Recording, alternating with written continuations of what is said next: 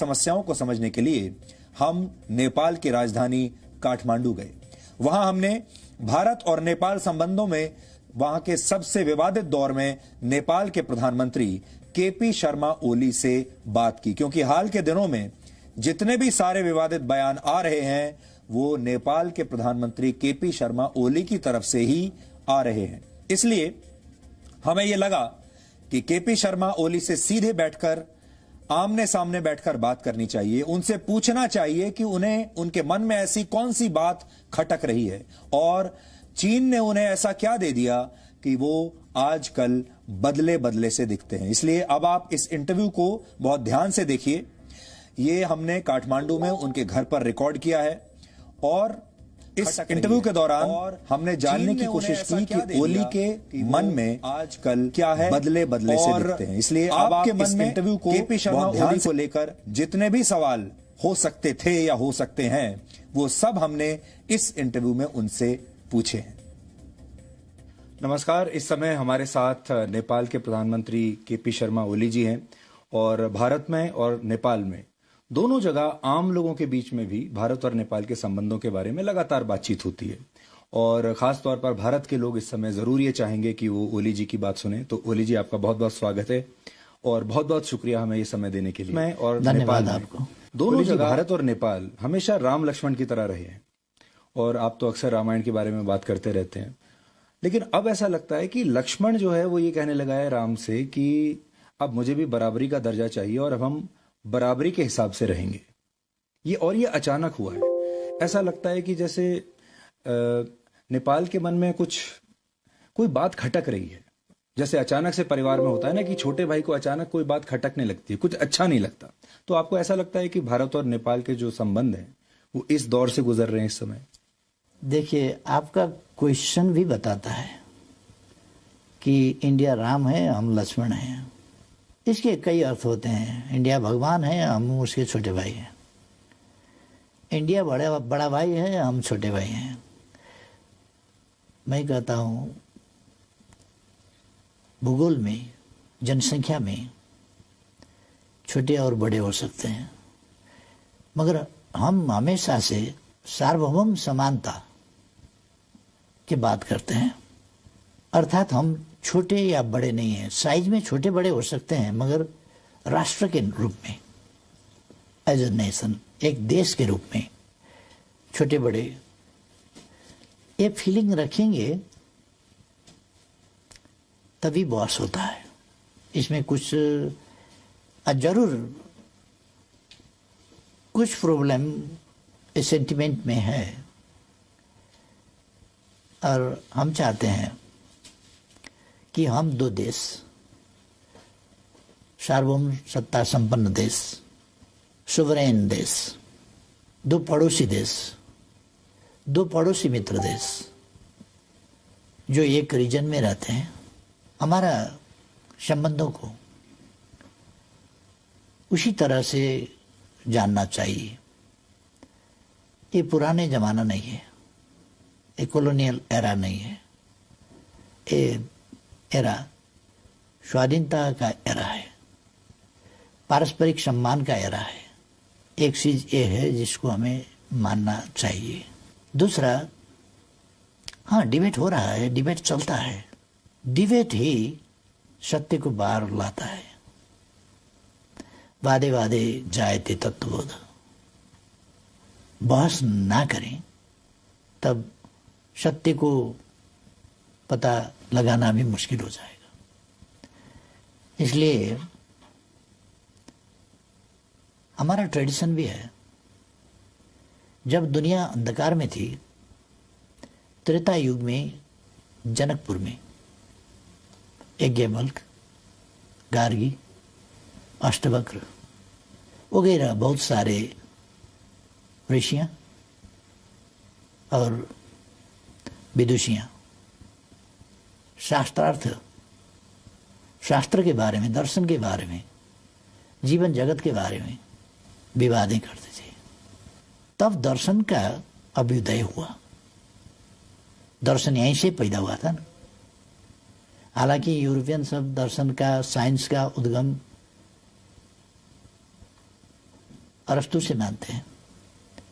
अरस्तु तो ईसा पूर्व 600 साल के, उसे कई साल पूर्व, उसके 1500 साल पूर्व यहाँ दर्शन के बारे में चर्चा होता था, विचार विमर्श होता था। इसलिए बहस होना अच्छा है, बहस स्वस्थ होना चाहिए और सत्य को पता लगाने के मकसद से होना चाहिए। तो आप कह रहे हैं कि अब आप भारत को बॉस मानने से इनकार करते हैं, उसी पर बहस है।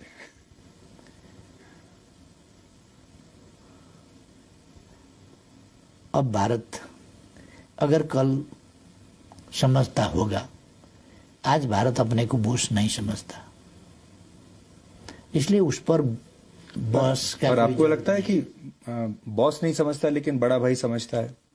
और हमारे संस्कारों में तो बड़े छोटे का हमेशा जो प्रेम बना रहता है।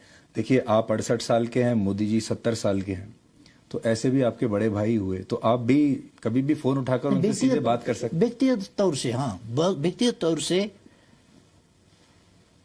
वो हमसे बड़े हैं उम्र के हिसाब से। जब हम दो प्राइम मिनिस्टर बैठेंगे तो दो प्राइम मिनिस्टर बैठेंगे, बड़ा प्राइम मिनिस्टर छोटा प्राइम मिनिस्टर नहीं, दो सोवरेन कंट्री के प्राइम मिनिस्टर्स बैठेंगे। वहाँ कई देश के प्राइम मिनिस्टर, प्रेसिडेंट्स बहुत छोटे उम्र के हैं, अभी बहुत छोटे उम्र के। जब हम पॉलिटिक्स में लगे तब वो पैदा भी नहीं हुए थे। बिल्कुल ऐसे छोटे उम्र के हैं, फिर भी प्रेसिडेंट हैं। बड़े राष्ट्र के हों, छोटे राष्ट्र के हों, प्रेसिडेंट हैं। हर प्रेसिडेंट के साथ उनका बराबरी का रिश्ता होगा, प्राइम मिनिस्टर का बराबरी का रिश्ता होगा, हेड ऑफ द गवर्नमेंट के वजह से हिसाब से। इसमें मोदी जी को कोई एतराज नहीं है। मोदी जी बराबरी की हैसियत से संबंध बनाने में उनको कोई एतराज नहीं है।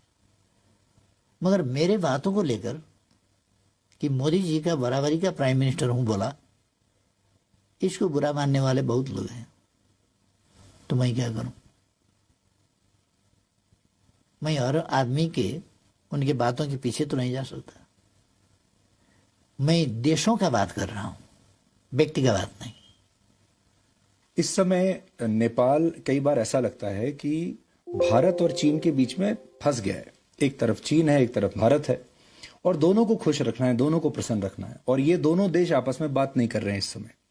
तो दोनों देशों की आपके साथ ये एक्सपेक्टेशन है कि आप उनके साथ रहेंगे, तो आपको भी कभी ये एक डिप्लोमेटिक डिस्कम्फर्ट होता है दोनों के बीच में एक इक्वेशन बनाकर चलने का? एक चीज है, दोनों हमारे पड़ोसी हैं और पड़ोसी को बदला नहीं जा सकता। ये आकार में, जनसंख्या में, डेवलपमेंट में आगे हैं दोनों। हमारे लिए ये खुशी की बात है कि हम अगर प्रोडक्शन कर पाए तो ये बड़े मार्केट्स हैं। अब प्रोडक्शन नहीं कर पाए तो उनका उत्पादन हमको कंज्यूम करना पड़ेगा। नहीं करेंगे तो क्या होगा? हम चाहते हैं जो हमारा असमानता है वो इस चीज पर है, व्यापार में असमानता है, प्रोडक्शन में असमानता है, असंतुलन है। इस असंतुलन को मिटाना चाहिए। दो फर्क फर्क political systems, economic and social system also, इसमें भी कुछ भिन्नताएं हैं। ऐसे पड़ोसियों के बीच में हम हैं और हम बिल्कुल संतुलित संबंध दोनों से रखना चाहते हैं। एक का कार्ड दूसरा से खेलेंगे ऐसा नहीं है, नहीं खेलेंगे। ये खेलने से किसी का भी भलाई नहीं होगा। आप से हम कुछ बात करेंगे, कार्ड प्ले करेंगे, दूसरा से कार्ड प्ले करेंगे, तीसरा दिन पता चल जाएगा। इसलिए एक कार्ड प्ले करने का और छकाने का तरीका बिल्कुल छोड़ देना चाहिए। हम इस शैली में नहीं जाएंगे। जी, लेकिन मैं आपको भारत के लोगों का सेंटिमेंट बताना चाहता हूं। चीन के साथ हमारा गलवान के ऊपर विवाद हुआ, लद्दाख के ऊपर विवाद हुआ, फिर बातचीत बंद हो गई, लगातार वो चल रहा है। जैसे ही वो हुआ, अचानक आपने काला पानी का के बारे में स्टेटमेंट दे दिया, आपने भी नक्शा बदल दिया, और लोगों को ये लगने लगा कि ये सब कुछ एक साथ क्यों हो रहा है, अचानक क्यों हो रहा है। और लोगों को ये लगा, भारत के लोगों को, कि नेपाल जो है इस समय, नेपाल को तो चीन के खिलाफ कोई स्टेटमेंट देना चाहिए था। जैसा कि देखिए, भारत को बहुत समर्थन मिला बाकी देशों से, अमेरिका से मिला, फ्रांस से मिला, बाकी लोगों से भी, जो लोगों ने कहा कि इस तरह का वायलेशन एलएसी का नहीं होना चाहिए। लेकिन नेपाल ने नहीं दिया, बल्कि नेपाल ने कहा कि अब मुझे भी मेरी टेरिटरी चाहिए। आपकी बात जरा भटकाने वाली है, बुरा मत मानिएगा, क्योंकि गलवान से हमारा लेना देना कुछ नहीं है। आपको मैं समझाऊं, दिल्ली ने 8वां एडिशन अपना मैप पब्लिश करवाया। कश्मीर और लद्दाख का बात था, वहीं पर सीमित रहता हो जाता, मानिएगा। फिर नेपाल का टेरिटोरी, क्योंकि गलवान से हमारा लेना देना कुछ नहीं है, नेपाल का टेरिटोरी कुछ शामिल करने की कोई जरूरत नहीं था। दिल्ली ने 8वां एडिशन उस नक्शे के ऊपर अपना मैप पब्लिश करवाया, डिप्लोमेटिक नोट भेजा, कश्मीर और लद्दाख वार्ता का प्रस्ताव रखा, और वार्ता के जरिए यहाँ पर मिसअंडरस्टैंडिंग नहीं होना चाहिए, इसको समाधान करना चाहिए। आप लोगों ने जो 8वां एडिशन छपवाया, ये ठीक नहीं हुआ, ये हमने बोला, उसका कोई पॉजिटिव रेस्पॉन्स भी नहीं हुआ। अब गलवान से हमारा क्या लेना देना है? आप नक्शा छपवाते हैं उसी वक्त, तो हमको लिखना पड़ा कि ये नहीं करना चाहिए था जी, और फिर रास्ता बनवाया गया हमारे टेरिटरी पर, और इनागुरेशन किया गया, उद्घाटन। हमने फिर डिप्लोमेटिक नोट लिखा, रिक्वेस्ट किया, बातचीत किया जाए, ये ठीक नहीं हुआ। और गलवान से क्या लेना देना है? वहां उद्घाटन होता है, हमने विरोध किया उद्घाटन का, गलवान से मिलाकर उद्घाटन क्यों किया गया? उसी वक्त उद्घाटन करने का क्या जरूरी था? अच्छा, आपको लगा कि अब बताइए जी, गलवान से हमको क्यों जोड़ते हैं? और दूसरा, दूसरे देशों का पॉलिटिक्स, किसी का साइड लेने का पॉलिटिक्स, हमारा पॉलिटिक्स नहीं है।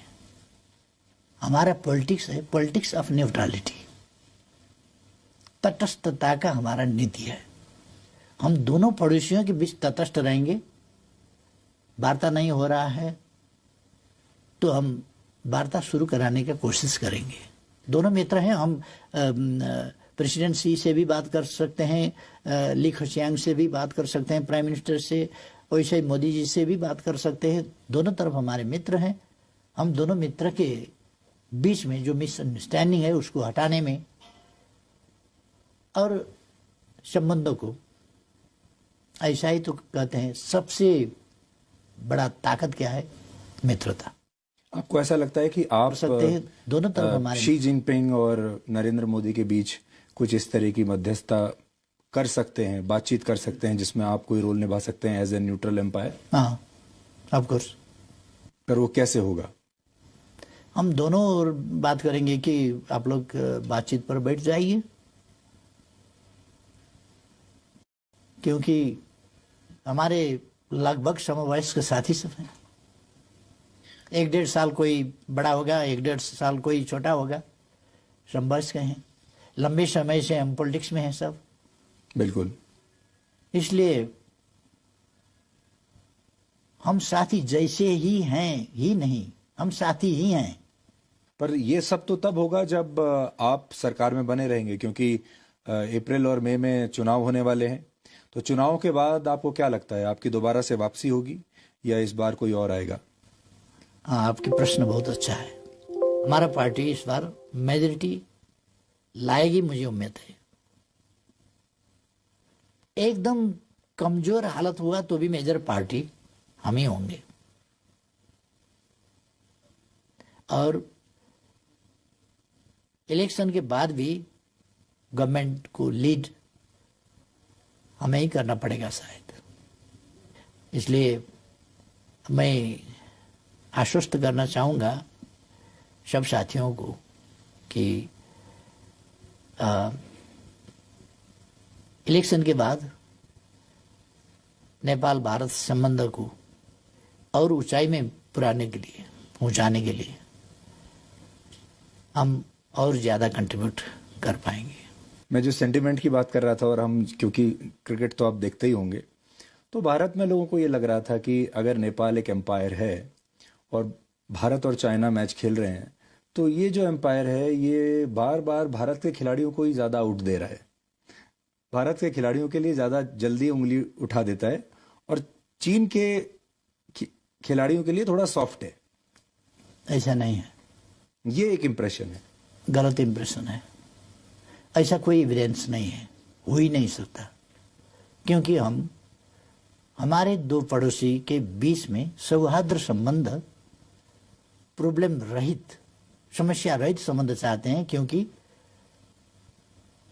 एक चीज कहते हैं और उसमें से आधा हम कटा देंगे।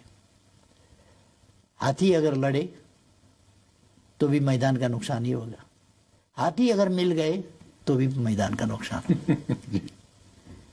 ये मिल गए तो भी नुकसान होगा, ये इसको हम कटा देंगे। हाथी अगर लड़ेंगे तो मैदान का नुकसान तो होगा। ए टू जाइंट नेबर्स, ए बड़े पड़ोसी लड़ने लगे तो उसका नकारात्मक असर तो हमको पड़ेगा ही। इसलिए हम चाहते हैं कि अब एशिया का जमाना है, अपने खुद को विकास करना चाहिए। कल का विकास था दूसरा का रिसोर्स लूट कर ले जाना, दूसरा का मैन पावर, दूसरा का रिसोर्स, दूसरा का प्रॉपर्टी लूट कर धन कमाना। ये था कल का विकास का मॉडल। आज का विकास का मॉडल है खुद को करना होगा विकास के काम। खुद को करने के लिए शांति चाहिए, मित्रता चाहिए, टेंशन फ्री एनवायरनमेंट, कोई तनाव रहित वातावरण होना चाहिए। तभी विकास को तीव्रता दे सकते हैं, हम गति दे सकते हैं। इसलिए अपने देश के अंदर में हो या पड़ोस में हो, पड़ोसी से हो या अपने अंदर हो, शांति हो तो हम विकास को गति दे सकते हैं। शांति नहीं है तो उस पर हमको ज्यादा ध्यान रखना पड़ेगा, ज्यादा खर्च करना पड़ेगा। अननेसेसरीली विकास का जो प्रयास है और विकास के जो रिसोर्स हैं उसको शांति मेंटेन करने की ओर हमको खर्चा करना पड़ेगा। इसलिए वो हमारे लिए, हमारे विकास के प्रयासों के लिए नुकसानदायी होगा। इसलिए हम चाहते हैं कि हमारे पड़ोसी में अच्छा संबंध हो, विश्वास का वातावरण हो, भरोसा योग्य मित्र बने, कि एक अर्का पर संदेह हो, हम आप मित्र हैं मगर संदेह है आपके ऊपर, साथ में सोए हैं, नींद नहीं आएगी, क्योंकि नींद आ जाएगी मैं सो जाऊं तो मित्र क्या करेगा, मित्र के नाम में बड़ा खतरनाक आदमी मेरे पास में सोने का बहाना कर रहा है, खतरा है, तो नींद नहीं आएगी। आपको किसके साथ अच्छी नींद आ रही है आजकल? आजकल का बात नहीं, नेपाल जो, चीन या भारत? नेपाल जो अस्तित्व में है वो संतुलित नीति के साथ, न्यूट्रलिटी, ये तटस्थता की नीति के साथ किसी का पक्ष नहीं लेना। फिलहाल ये अच्छा नहीं लग सकता है, फिलहाल हमारा साइड क्यों नहीं लिया, हमारे पक्ष में क्यों नहीं बोला, हाँ ताकत लगाओ, हमको क्यों नहीं बोला, वोटिंग क्यों नहीं किया। ये हो सकता है फिलहाल के लिए, मगर अगर आप उसका दीर्घकाल का नतीजा देखें तो हमारा न्यूट्रलिटी, हम किसी भी पड़ोसी के खिलाफ हमारा जमीन, हमारा आकाश इस्तेमाल करने नहीं देंगे किसी को भी। सबके लिए ये एक प्रतिरक्षा वाल हो गया ना। जी। तो इसलिए हम चाहते हैं हमारे पड़ोसी आराम से अपने अपने विकास के काम में लगे, परस्पर में सहयोग करें, अपने रिसर्च वैज्ञानिक अनुसंधान, अपने अपने डेवलप टेक्नोलॉजी शेयर करें। और ये जमाना है एशिया का, अब जमाना है एशिया का, जहां से वास्तव में सिविलाइजेशन शुरू हुआ। और ये जो हमारे दो पड़ोसी महान देश हैं, इनका गौरवपूर्ण इतिहास है, इनका भूगोल, इनका सिविलाइजेशन, इनका पॉपुलेशन, इनका हिस्ट्री ग्लोरियस है। मगर यहाँ के शासकों की कमियां और खासतौर से साइंस एंड टेक्नोलॉजी का शुरू में जो विकास हुआ वो हमारे खिलाफ इस्तेमाल हुआ, एशिया के खिलाफ इस्तेमाल हुआ। इंजन बना हमारे खिलाफ, स्टीमर बने हमारे खिलाफ, वेपन्स बने हमारे खिलाफ। ये तो टेक्नोलॉजी का विकास था, दुनिया के मानव जाति के लिए होना चाहिए था। हम भी साथ ही साथ आगे बढ़ते, मगर साइंस एंड टेक्नोलॉजी को, विज्ञान प्रविधि को हमारे खिलाफ इस्तेमाल किया गया। इसलिए भारत जैसा देश क्या कमी था कि गरीब रहा, हिमालय से हिंद महासागर तक क्या कमी था, हिमालय से चमोलंगमा से पैसिफिक तक क्या कमी था चीन में? क्या पॉपुलेशन नहीं था काम करने के लिए? ओल्ड एज पॉपुलेशन था? ऐसा नहीं था। यंग पॉपुलेशन, जवान जनसंख्या, जनसांख्यिक लाभ दोनों को था। क्यों? इसलिए कि साइंस एंड टेक्नोलॉजी का जो विकास हुआ वो इनके खिलाफ प्रयोग किया गया। और दूसरे पड़ोस के ऐसे ही हमारे यहाँ हम तो उपनिवेश कभी नहीं बने, मगर उपनिवेश नहीं बने, गरीब तो बन गए। गरीब तो रहना ही पड़ा हमको, क्योंकि उसका जो असर है वो तो हमको भी पड़ा। इसलिए अब वो जमाना गया।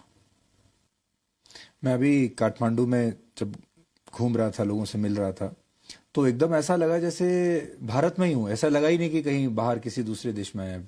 कल्चर, संस्कार, सब कुछ भारत जैसा है। भाषा, और भारत में तो कहते ही हैं कि रोटी और बेटी का रिश्ता है नेपाल के साथ। आपको ऐसा लगता है कभी कि यह रिश्ता आपका कभी चीन के साथ भी हो सकता है? ये जो भारत के साथ जो विशेष रिश्ता है, स्पेशल है, ये कभी चीन के साथ भी हो सकता है? चीन के साथ भी कभी आपके पोरस बॉर्डर्स हो सकते हैं कि कोई भी नेपाली जाके कभी भी चीन में काम कर पाए, कभी भी जाके चीन में शादी कर ले। चीन इन्वेस्टमेंट के लिए अच्छा हो सकता है, उसके पास पैसा हो सकता है, बट आपको कभी ऐसा लगता है भविष्य में चीन के साथ भी ऐसे आपके संबंध हों, या ये भारत के साथ ही संभवता हो? जो एक बार हो गया वो हो गया, शायद आज वैसा भी ना हो पाता। देखिए, मैंने इससे पहले का इंटरव्यू में बोला कि मैं नेपाल के बारे में ही बोल नहीं रहा हूँ। जब मैं हमारे सभ्यता का, हमारे इतिहास का बात करता हूँ, हमारे पूर्वजों का बात करता हूँ, हमारे ऋषियों का बात करता हूँ, संतों का बात करता हूँ, तो हम उत्तराखंड, ये हिमवत खंड का बात करता हूँ। हिमवत खंड दुनिया का ऐसा जगह है, ये प्रकृति का अनुपम सौंदर्य ही नहीं, ये खनिजों का खानी भी है। यहाँ का हवा पानी ऐसा है कि यहाँ के लोग ऋषि महर्षि विद्वान बन जाएंगे।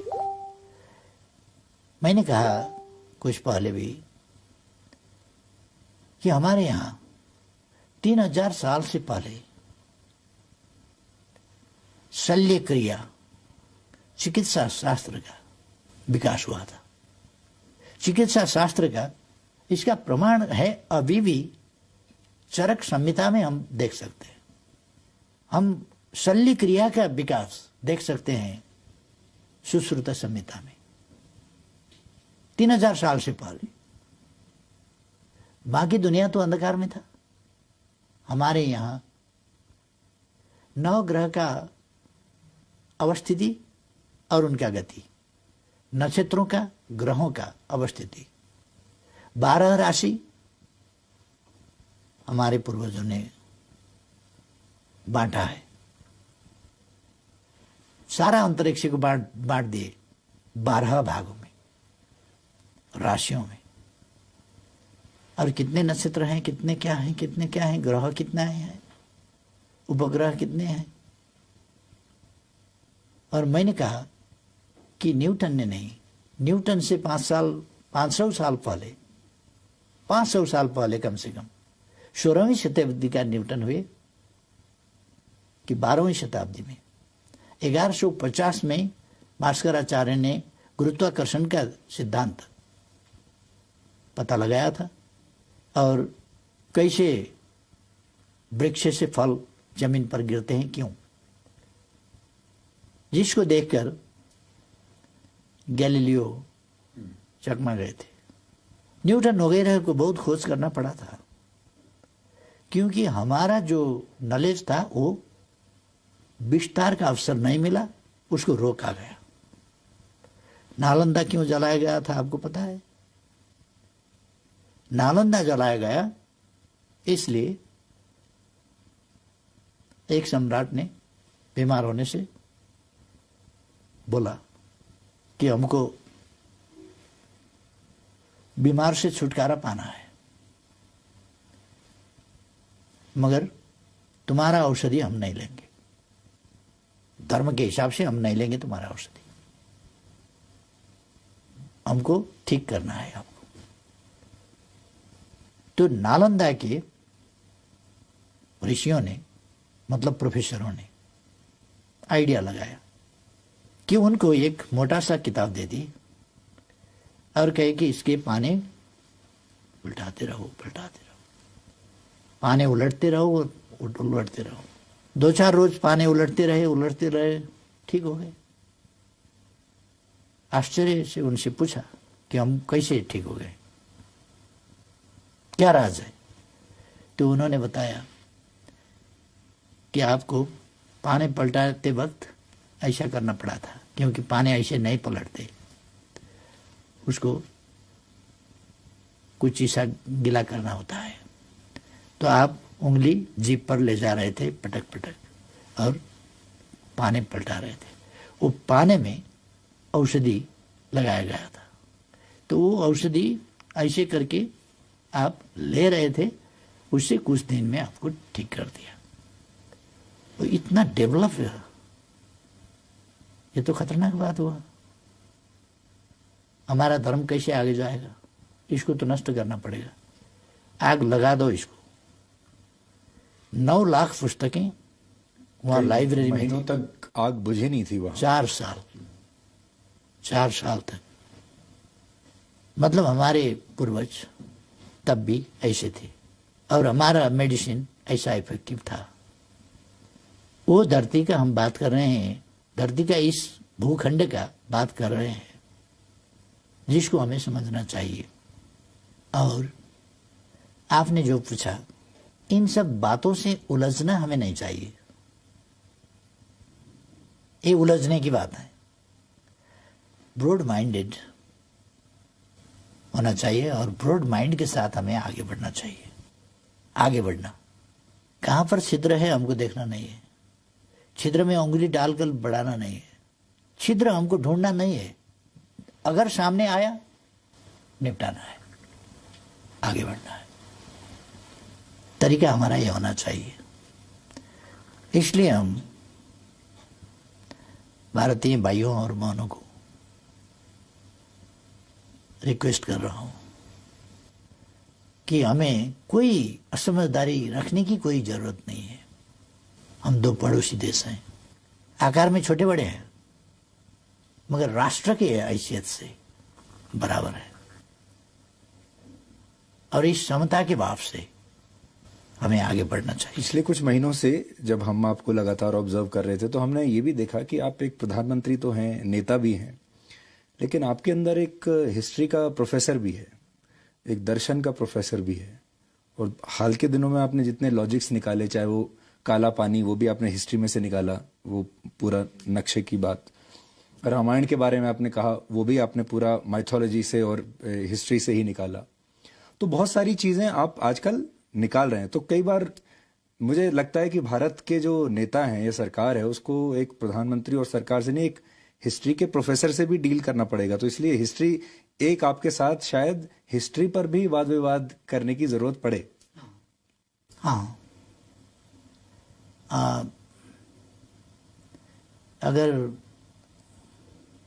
जेएनयू कुछ ऐसा डिबेट ऑर्गेनाइज करेगा तो भी ठीक होगा कि हम, हाँ, भारत में बहुत सारे विद्वान हैं, मगर जो प्रचार प्रसार होना चाहिए उनके विचारों का, उनका खोज का, उनके अनुसंधान का, और जो हमारे ग्रंथें हैं, हमारे रचनाएं हैं पूर्वजों के और आविष्कार हैं। हमारे पूर्वज ऐसे इनोवेटिव थे और ऐसे रिसर्चर थे जिन्होंने कोई ऐसा पौधे का, पेड़ों का पत्ता नहीं छोड़ा होगा जिसको सिखा नहीं किया होगा। आपने ये भी देखा होगा कि भारत में 2014 के बाद, जब से प्रधानमंत्री नरेंद्र मोदी बने, एक राष्ट्रवाद की लहर आई है, एक नया अलग माहौल बना है।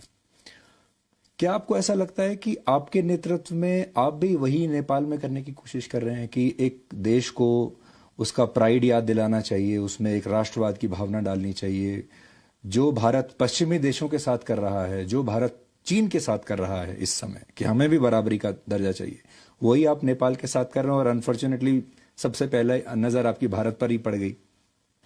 बात ऐसा है, आज का जमाना ही, मैंने शुरू में ही कहा, ये औपनिवेशिकता का जमाना नहीं है, उपनिवेशवाद का जमाना नहीं है, कॉलोनियलिज्म का एक जमाना था, अब वो समाप्त हो गया। उसके अवशेषों को हमें समाप्त करना है, अपने मन से, अपने मस्तिष्क से। हमें अपने राष्ट्र के, अपने राष्ट्र के उत्पत्ति के, अपने राष्ट्र के इतिहास के, और अपने राष्ट्र ने क्या दिया दुनिया को, उस पर हम गर्व करते हैं कि गायत्री जो मंत्र है, गायत्री मंत्र, मंत्रों का भी मंत्र कहा जाता है, वो नेपाल के कोशी नदी के किनार में, चतरा में कौशिक ऋषि ने लिखा था। मंत्रों का मंत्र, सर्वोच्च मंत्र गायत्री मंत्र, कौशिक ऋषि ने कोशी के किनार में लिखा था। व्यास यहीं तपस्या करते थे। ये तपस्या ही करते थे नहीं, ये तपोभूमि तो है। तपोभूमि क्यों? ज्ञान भूमि है, ध्यान भूमि है। ध्यान का आविष्कार यहीं से हुआ था, योग का आविष्कार यहीं से हुआ था। इसलिए हमारे पास गर्व करने लायक चीजें हैं, गर्व करने के वस्तुएं हैं हमारे पास। हमारे यहाँ बहुत सारे लोग इस कॉन्सेप्ट को अखंड भारत का कॉन्सेप्ट बनाकर आगे पुश करते हैं कि अखंड भारत होना चाहिए। फिर सारे जो आसपास के जो ये पूरा इलाका है, ये संस्कार हैं, ये हमारी जो इतिहास है इतना, वो सब फिर एक अखंड भारत के कॉन्सेप्ट में आ जाएगा। आप उससे अग्री करते हैं? नहीं। प्रश्न यह है कि इतिहास पीछे नहीं जाएगी। अखंड भारत दरअसल कभी था ही नहीं, था ही नहीं। और एक कंसेप्ट, जैसे आपको बताऊं, आपने इतिहास में पढ़ा होगा, द्रुपद का देश था, विराट का देश था, जनक का देश था, उसका देश था, उसका देश था, बहुत सारे देश थे। अब से 4000 साल पहले, कम से कम हम रामायण को 7000, 9000, 12000 कहते हैं, हम 4000 साल पहले का बात करते हैं, क्योंकि मेसोपोटामिया सभ्यता ने 4200 साल पहले गाड़ी का, कैरेट का पहिया बनाया था। उसके बाद राम के पिता दशरथ के पास 10 रथ थे, अपने लिए, 4 रानियों के लिए, और दूसरे अपने विद्वान लोगों के लिए। इसलिए उन्हें 10 रथ कहा गया। 10 रथ होने की वजह से। इसका मतलब 4200 साल से इधर का हिस्ट्री है ये। इसका मतलब मेसोपोटामिया से यहां तक आने में, आप फैजाबाद तक कहेंगे जी, हम अयोध्यापुरी तक कहेंगे, आप यहाँ तक कहेंगे जी। अयोध्यापुरी तक कहेंगे। इसमें फिर मेरा कोई पूर्वाग्रह नहीं है, इसमें कोई कंफ्यूजन नहीं रहना चाहिए कि हम कोई झमेला करना चाहें, ऐसा नहीं है। हम तो बस खोज किया जाए पवित्र राम भूमि, राम का जन्मभूमि असल में जो है वही पवित्र है, उसी की मिट्टी सर में लगाने से मतलब होगा। कोई दूसरी जगह को राम जन्मभूमि कहकर मिट्टी लगाने से कोई फायदा नहीं है। कहीं ऐसा तो नहीं कि आपने हिस्टोरिकल वर्जन को डिप्लोमेसी और पॉलिटिक्स में यूज कर लिया? नहीं, मैं आपको यही सजेस्ट करना चाहता था कि हमारा हिस्ट्री जो है, एक भारतवर्ष। भारतवर्ष का मतलब क्या था कि ये समूचा इलाका जहां हजारों राज थे, तब भारतवर्ष का कहा जाता था। एक ही राज्य था भारतवर्ष, ऐसा नहीं है। भारतवर्ष कई राज्य थे, और ये तो यूनिफाइड भारत। दरअसल मैं सजेस्ट करना चाहूंगा, सुझाव देना चाहूंगा कि यूनिफाइड भारत बना कब, ये सचमुच में हिस्ट्री को जानना चाहिए। कल्चरली एक बनना दूसरी बात है, मगर देश कई थे। त्रेता युग में भी कई देश थे, द्वापर युग में कई देश थे। विराट राजा का विराट दरबार, हस्तिनापुर, द्वारका, गोपालों का राज था, वहां यदुवंश का राज था। हस्तिनापुर में दूसरा का था, दूसरी जगह दूसरा का था, दूसरी जगह दूसरा का था। ऐसे बहुत राज्य थे। राज्य बनते थे, टूटते थे, जीता जाता था, हारा जाता था। वो समय ऐसा ही था, माइट इज राइट का जमाना था। जिसने जीता जीत लिया। कोई संयुक्त राष्ट्र संघ तो नहीं था, पीस कीपिंग फोर्स भी कोई नहीं भेजता था। तब जिसने समेटा और खदेड़ दिया। हाँ, इसलिए कभी था ही नहीं भारतवर्ष। भारतवर्ष एक हिमवत खंड का, अफगानिस्तान से लेकर म्यांमार तक, बर्मा तक का भूमि, उत्तराखंड के हिमवत खंड, ये हिमवत खंड के अंदर भारतवर्ष था। साउथ एशिया को भारतवर्ष कहा जाता था। इसको नामकरण इसलिए रीजन को, मगर कई राज थे। अभी जैसा 7-8 देश नहीं, तब हजारों देश थे। आपको पता है 556 देश राजे रजौटे थे इंडिया में जब ब्रिटिश आए। बिल्कुल बिल्कुल थे, और सरदार पटेल को बड़ी मेहनत करनी पड़ी। तो इसलिए ये बहुत बात तक, आप जानते हैं, पंजाब का अपना कल्चर है, भाषा है, संस्कृति है, वेशभूषा है, सब। बंगाल का बंगाली, उसका डिश, उसका भाषा, उसका कल्चर, उसके वाद्य वादन, ये सब, ये अलग अलग है, अलग अलग थे। ये अब एक भारत बन गया। हमारे यहाँ 123 से ज्यादा, 125 जात जाति और भाषाभाषी है। उतने ही भाषा हम बोलते हैं। ये हमारा एक देश है जी। पहले यूरोप का और हमारा बनावट अलग अलग है। यूरोप एक भूमि, एक भाषा, एक देश, एक संस्कृति, एक राष्ट्र। हमारा ऐसा नहीं हुआ। हमारा डाइवर्सिफाइड है, विविधता युक्त है। जी, मेरा आखिरी सवाल आपसे ये है, तो फिर भारत और नेपाल का ये जो कल्चरल अलाइनमेंट है, पुराने जो चलता आ रहा है, हिस्टोरिकल अलाइनमेंट है, ये कैसे बना रहे इस समय, वो आप कैसे इंश्योर करेंगे? और जो हाल की ये जो विवाद हुए हैं, ये आपके हिसाब से कैसे सुलझ सकते हैं ताकि वही पुराना जमाना लौट आए? क्योंकि देखिए, उधर चीन भी बहुत विस्तारवादी सोच वाला देश बन रहा है, तो आपका सजेशन क्या होगा? हाँ, चीन के बारे में इंडिया का रीडिंग फीलिंग एक हो सकता है। आपने हमसे उस पर सहमति असहमति कुछ ढूंढा भी नहीं और हमको बताना भी जरूरी नहीं है। नहीं, आप भारत के पर्सपेक्टिव से सहमत हैं या नहीं है? जब भारत के बारे में बातचीत कर रहे हैं, भारत से कई भाषाएं हमारा मिलता जुलता है। जैसा अभी मैं हिंदी में बोल रहा हूँ जी बिल्कुल, टूटी फूटी हिंदी, ये पढ़ा हुआ हिंदी नहीं है, ऐसा ही बोल लिया।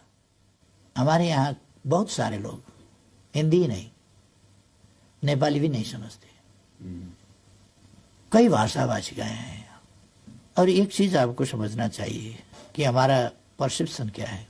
हमारा कोसी नदी है, गंडकी नदी है, कर्णाली नदी है, जो भारत में जाते हैं, उनकी मछली को बॉर्डर पता चलता है? ये बॉर्डर पता भी नहीं चलता। हमारे बॉर्डर इलाका में जो चिड़ियाएं हैं वो इधर से उधर जाते हैं, उधर के गाछी में बैठते हैं, इधर आते हैं, इधर के गाछी में उधर के धान खाते हैं, इधर के गेहूं खाते हैं। इनको बॉर्डर का पता नहीं है। पर उनको अब नया ये नक्शा दिखाना पड़ेगा आपका? इसको मानना पड़ेगा। उनको नक्शा दिखाने का जरूरत नहीं है। नक्शा हम आपको देखना होगा कि असलियत क्या है। अब इसमें हमको ये चाहिए कि हम दरअसल सच्चाई को कबूल करें, तथ्यों को मानें और फीलिंग को समझें। ये जरूरी है। फीलिंग को आधारहीन फीलिंग को नहीं, सच्चाई पर आधारित, तथ्यों पर आधारित, प्रमाणों पर आधारित फीलिंग्स, उनको समझना चाहिए। इसलिए इंडिया ने नक्शा छापा नहीं है। इंडिया ने तो नक्शा छापा है अपना देश का। तो हर देश अपने नक्शा छापते हैं ना, अपने टेरिटोरी को समेट कर छापते हैं ना। विवाद है तो नहीं, नक्शा नहीं छापते। अब पाकिस्तान के साथ आपका विवाद हो गया, आप नक्शा तो छापते हैं, अपना टेरिटोरी जो मानते हैं आप उसको मानकर। पाकिस्तान जो अपना टेरिटोरी मानता है उसको मानकर फिर छापता है। जिस दिन वो विवाद निपटारा हो जाएगा, एक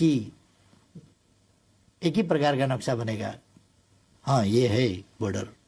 अगर चीन ने ऐसा किया होता तो आप चीन के साथ भी ऐसे ही करते? मैं आपको ये बताऊं कि हम सोवरेनिटी के, टेरिटोरियल इंटीग्रिटी के सवाल में